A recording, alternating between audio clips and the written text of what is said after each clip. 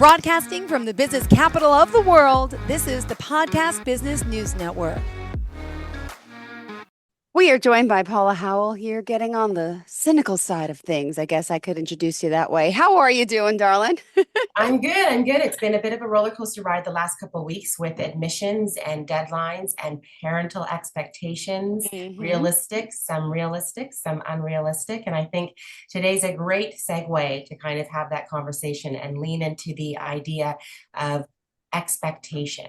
Oh, and by the way, she's the owner and educational counselor at Howell Academics. That's Howell, Howell, academics.com. So before we get down that path, tell us a little bit about what it is you do, who it is you help, and a little about your journey. I know you've been very busy. Yes, well, I'm an education consultant, and I have been formally at Howell Academics as my firm that I launched in a little bit under 2013. And we help families focus on educational, I guess their education journey and beyond, I like to say. And with that, I think it encompasses a lot more than just education, because being able to script or design who your family is in the lens of your child is quite a feat. And with that, it comes with many different parts and pieces. Well, thank you for sharing. And I know you've been busy, like you said, admission season, academic season. This is like the time. So fill us in on what's happening, and can't wait to hear the, what did you say? Cynical side. Yeah. I said there's a different lens, and I think that's an important side. Yes. I want to play it on the idea of kind of give it in a metaphoric kind of, if I can paint the picture, so to speak. So I want to paint the picture of you are a private school, and you have a very limited amount of space that you have available for yourself and for the students to come. And you open up an open house to allow parents to come and learn more about your school. But during that open house, there are parents who want to monopolize time. There are parents who want to stand out and consider this time to be the time that they are able to plug or push their child and family. There's an idea that this is the time and place to do that. And there's also the idea of, why is it not the time and place to do that? Right? I'm painting that picture because it kind of encompasses the idea of what sometimes the idea of having more or having or not having becomes a divide. And I'm going to make that a bit clear. Sure. So a lot of times I'll have parents who will say to me, we're applying to private school. We want to get into the school. We think we're the best family for the school. Why didn't we get into the school? Or, what is it that we need you for to help us get into school? Because we're amazing, in a nutshell. Okay. And then they don't get in, and then they come back the next year and they say to me, well, we do need you. So we're going to go with that process. Right? Because they thought they could feed it on their own. Yeah. And then what you discover is that there needs to be a sense of humility for parents and people who are applying to private school. And the challenge is that private school is like anything, an institution filled with people who are then employees and workers within that institution. Yeah.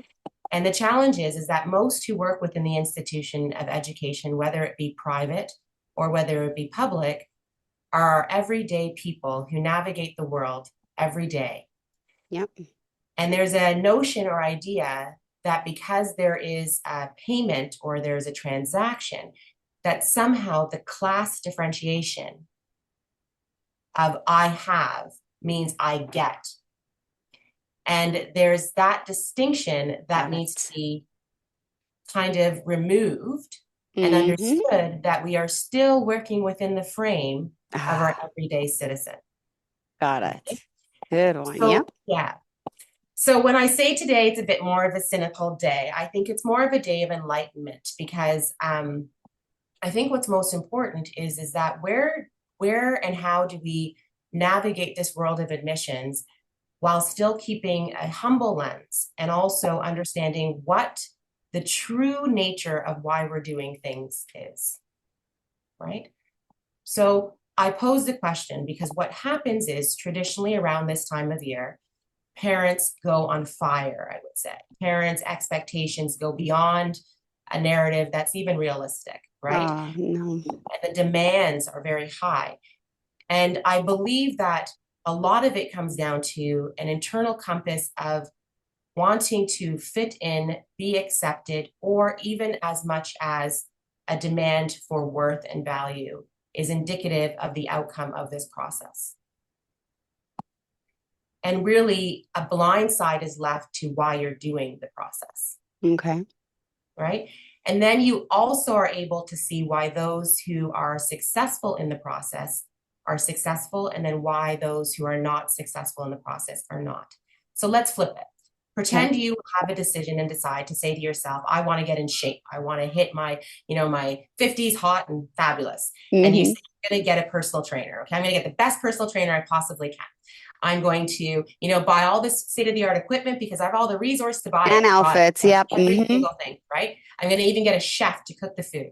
Yet the plan is set out for you. Everything is there. You have all the resource, all the access, yet you consistently do drive-throughs through the fast food area.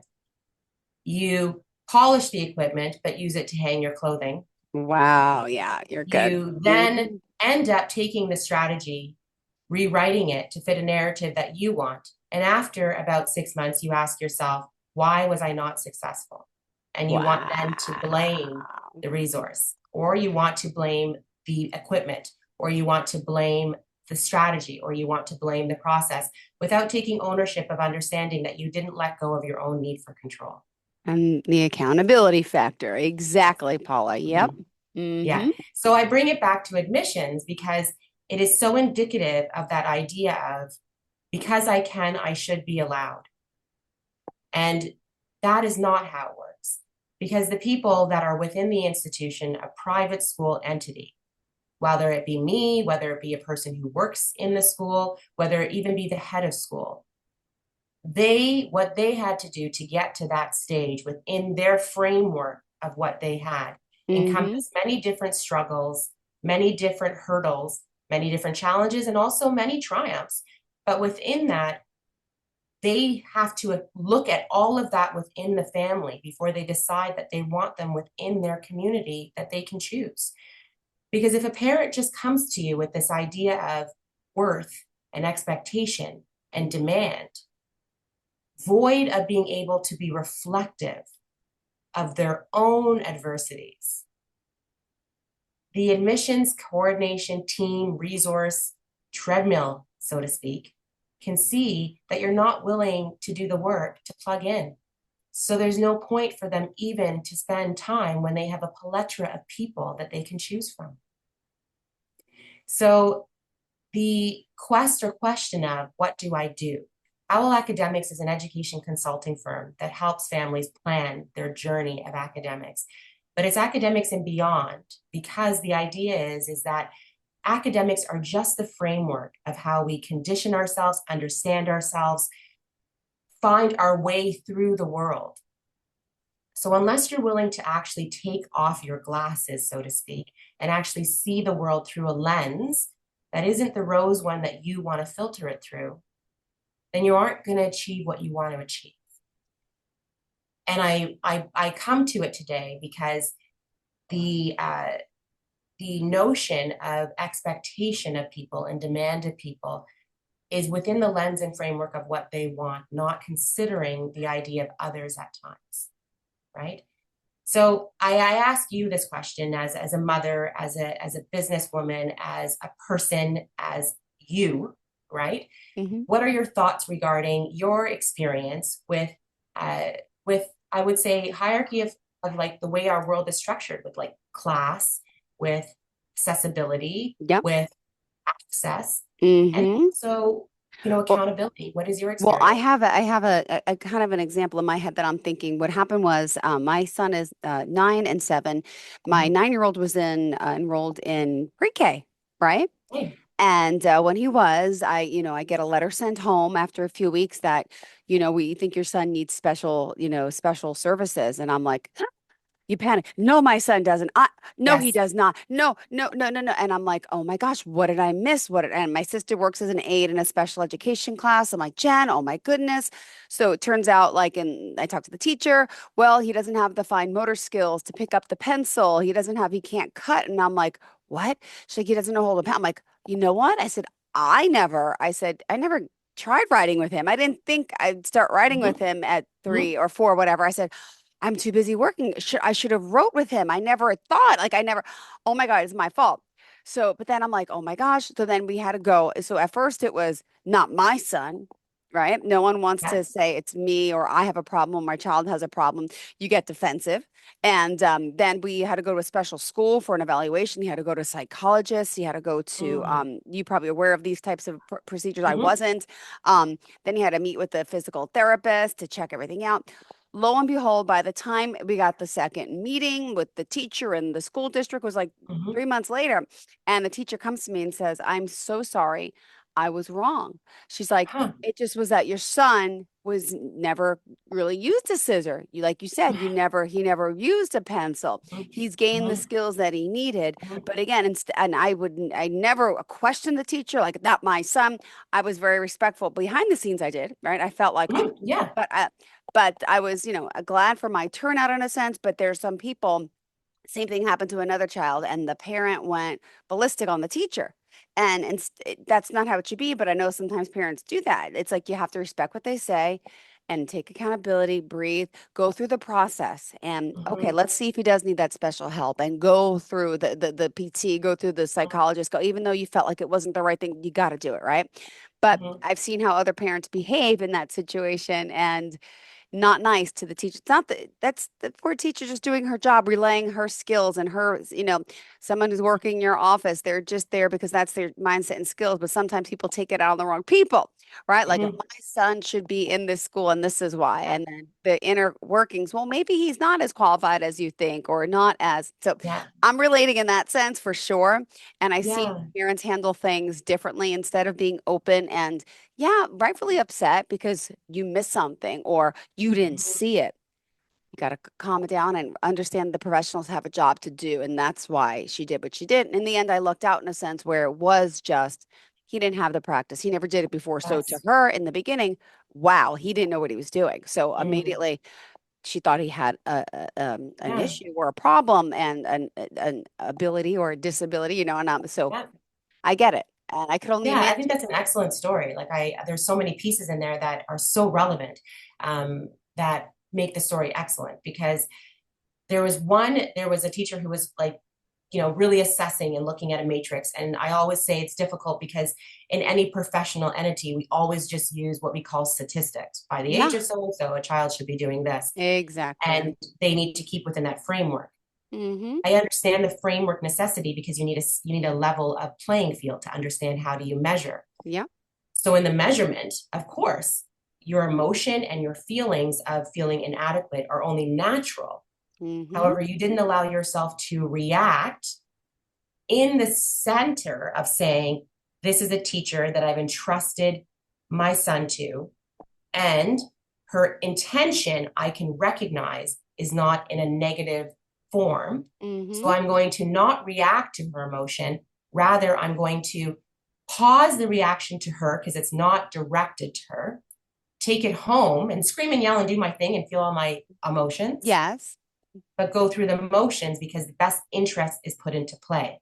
Yes. It's about Mm. my child. And if he did need help, he's in the right spot. We're going down the right steps. So you always, at first, that overreactionary sense, which I think we all have and all get, right? And then it becomes, wow, okay. This is the reason why this is happening. This is important. There is an issue with the statistics that's not right. He's not statistically where he should be, and it's not her fault. This is how she's trained. Don't take it out on the teacher. But yeah. Mm-hmm.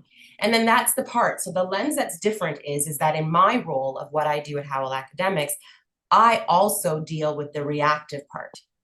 So the challenge is that I not only shoulder the formality, the experience, the consult, the statistics, I also deal with the reactive. And the challenge with that is to try to create a segue between parents to understand where you found that calm and go, how do I show up? How do I show up? And what am I actually mirroring back to those who are the ones that are the decision makers? So Mm-hmm. now take the same situation. You're in this school, you're there, but let's pretend you're not. And you get there and you have the assessment, and the parent is kind of standing blown up with the idea of my child is perfect. Yet Billy or Bobby doesn't want to go into the class for assessment. And Billy and Bobby just says to himself, I don't want to do this. And the parent becomes reactive, but a reactive that appears passive. Like, oh, you want to do it, darling. Of course you do. The idea is that they think they're eluding what the school wants them to do. When I would suggest, how would you have reacted at home when your son felt that way? Would you have encouraged him to go? Would you have just said, of course you can do it? Or would you have said, it's okay, you need a few minutes? Or would you have talked to the person and said, I need a few minutes? And they say, well, we can't do that. And I say, you can. Because the people that are there are no different than you and I. And if you understand how you can authenticate your reaction, you can get action that you want. But there has to be that space to be open, to jump back on the treadmill, to walk away, to listen, to read, to do all of that. So when I say this is the time of year that always triggers me to learn something new for myself. Okay. Like I can say, like, there was one year going through my own personal things, I decided to take mediation, right? Conflict resolution, right? Family law. There was then, you move into listening to people's stories all the time. So I decided to train to life coaching, work through that process. And then there was a part of, thinking about human behavior and resource. And then it's thinking of, getting the HR kind of understanding. And then ultimately it came down to it all is the matrix of the mind. And that's the masters of clinical counseling.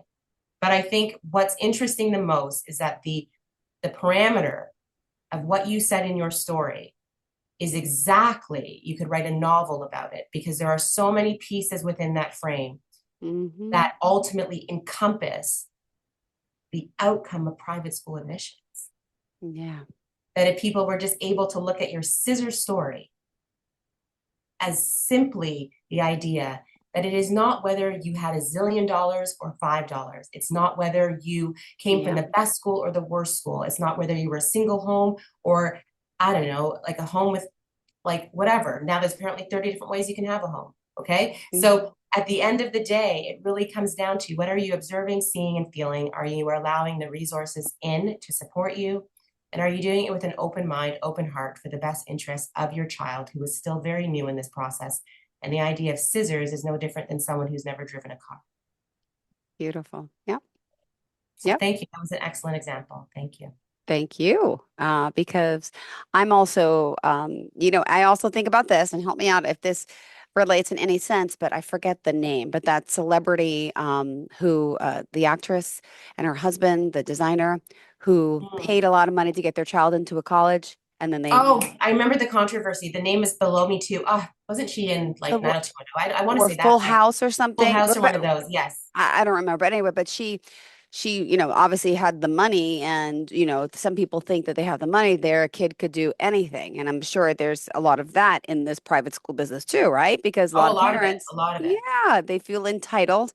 I have the money, and this is what I want, and this is what I expect, and it's not what do I need or my child needs, what suits him or her best. And the thing is that ultimately it comes out in the wash, and that's what I realize and what I see is that ultimately you can have the money and maybe you get in because of the money. But remember, the title and the status aren't what are going to move your child into future success. It's the narrative, it's the connection, it's the authenticity of what you do that will really strive and drive your child for a growth mindset, resilience, autonomy, the idea of integrity, compassion, right? All of those things are roots and seeds that the school is just there in foundation. Hence why they're so strict in the process, because if they notice that out of the system of people who want to apply, that those seeds are actually not being filtered in all authenticity, they're not going to poison their garden of their school, or they're trying at best to make it that way. So it's such an interesting paradigm that I can discuss in complete essence, because there's so many parts and pieces. And that's why I say your story is just so symbolic of just that process. Like, where's your son today? Right? I'm sure what is he doing today? Like, if we look at scissors and art. Oh my gosh, he's amazing. He's in 9th grade. He's excelling in math. He's doing great. Fine. Yes. Is his penmanship a little sloppy? Yes, as a mother, I yell at him because the 7-year-old is Yeah, better. yeah, But yeah, we all have our faults, our strengths, our weaknesses. Yes. yeah, we all do. And that's the core of the crux of it, right? Is that we all have them. And if we look at it as the interconnectedness of, and not just big fancy words, right? And we actually look at that we are all interconnected, Yeah. right? No matter what level of hierarchy we feel that we have or earned, and we let it go and present ourselves in that way, anything is achievable no matter what level you are. I like, so I'll close with this. Is I had a client who called me earlier this week, and she had said to me, I can't believe it. I just found out that a long friend that I hadn't talked to for a very long time, their child goes to this school that I'm trying to go to. And I said, well, I hear a lot of tension in your voice. And she said, yeah, well, I'm kind of distraught because I don't know why I'm investing so much in a process when they don't do any philanthropy. They have never, ever done any like extra tutoring or work. I know that they're not, affluent by any means, and Yeah. they aren't part of things. There was a list of things that this person went through about how this person is not worthy in essence of this position that she's trying so hard. And she had come to me after applying on her own independently and maybe using another firm. You never know. They won't share always with you. And she's going through this list. And all I heard was her own insecurities of value, worth. And that at the end of the day, the difference between her and the other person was that they knew their worth was not encompassed by their status and all they had. Yes. And she, or he, I'll say for just protection Okay. purposes, is still trying to validate their worth and understanding by the status and the use of their child's expectation of success to validate it. And the school will never accept that. Wow. So what I'm saying is that there is a code that is still prevalent, that is still there. And it's when we understand the code of human behavior that the sky's the limit on what we can succeed. Beautiful. Wow. Thank you. We still have more minutes to talk, but that's Right. Yeah. great conversation. Wow. Yeah. Ooh.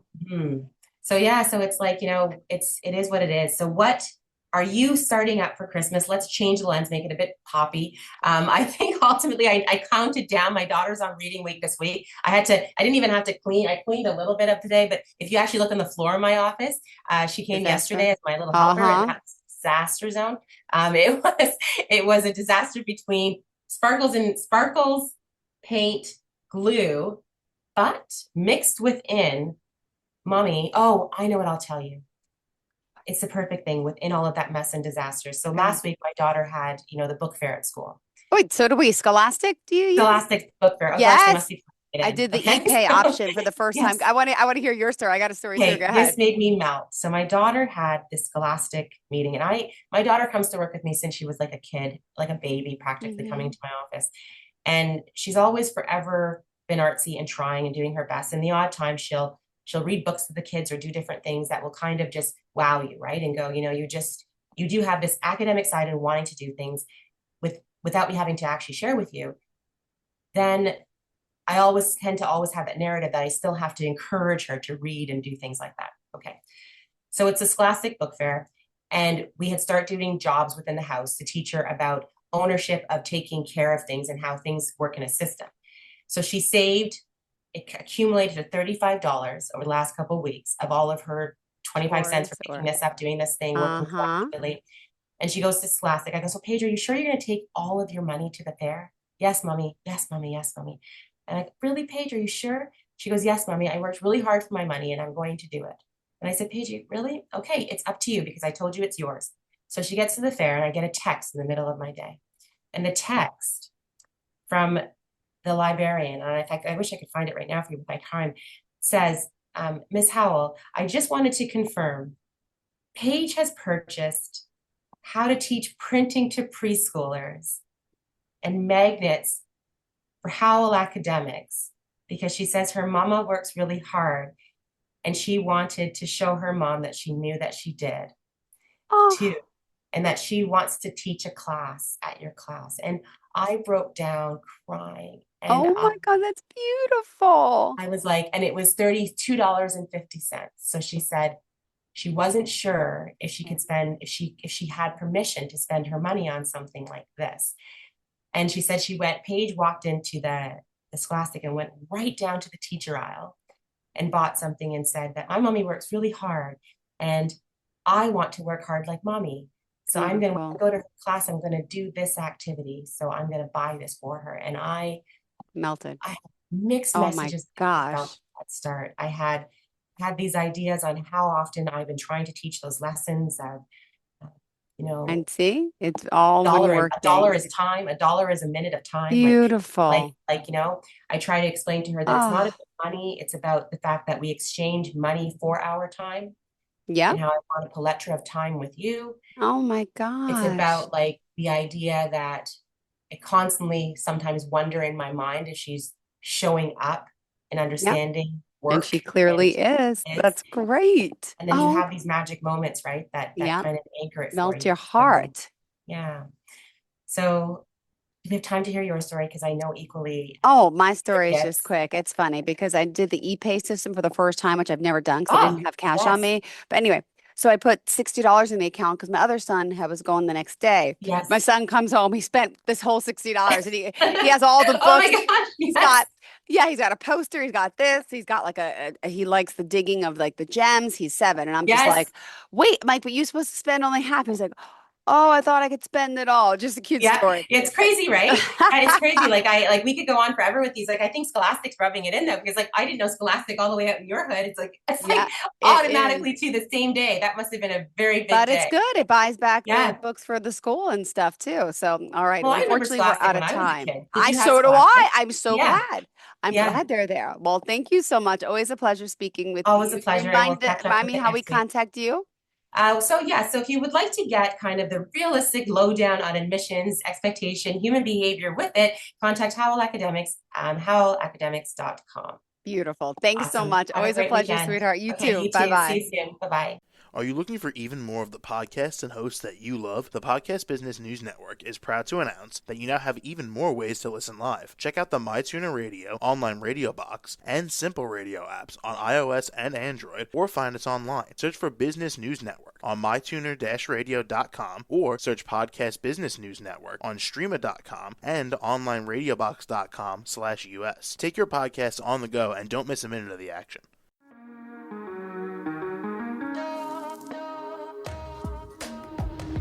Broadcasting from the business capital of the world, this is the Podcast Business News Network. For nearly 2,000 severely injured veterans, everyday life has become filled with barriers. Day-to-day simple tasks can become pretty daunting. I have to carry my chair up 2 flights of steps or have somebody do it for me. What scares me the most is just the falling. When I'm struggling with my house, I think, to have that one great barrier just knocked down, it's crucial. Home for Our Troops is a wonderful nonprofit that builds a mortgage-free, fully adaptive, handicap-accessible house. And there's no catch. It'll be our very first home that we've ever owned. This is a game changer. This is where your life begins again. We need you to join us in completing this important mission. Please visit hfotusa.org and help build homes and rebuild lives. Because of you, everything's going to be okay.